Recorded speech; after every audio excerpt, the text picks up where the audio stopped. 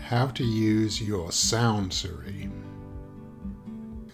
First, turn on your Soundsory by pressing and holding the lower button for a few seconds until the screen displays "Welcome."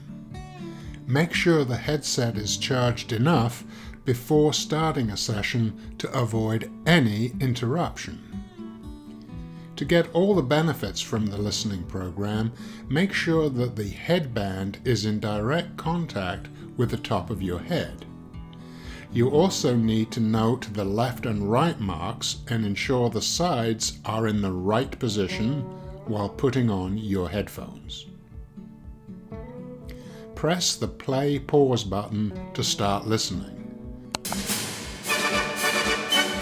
To stop listening, press the play-pause button a second time.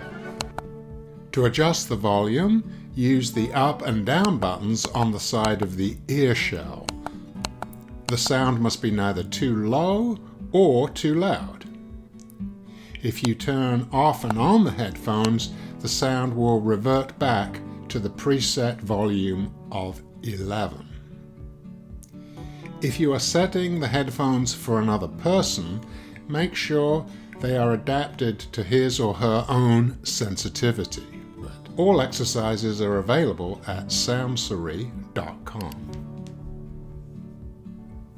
To charge your Soundsory, connect it to a standard USB port on your computer or wall charger with the provided cable. When fully charged, the screen will display a battery icon. You can also use the device as Bluetooth headphones to listen to regular music and even make phone calls. Simply switch the button from TF to the Bluetooth logo. Then select Soundsory in your device Bluetooth settings.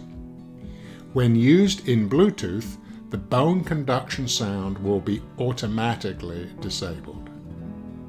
To turn off the device, press and hold the lower button for a few seconds.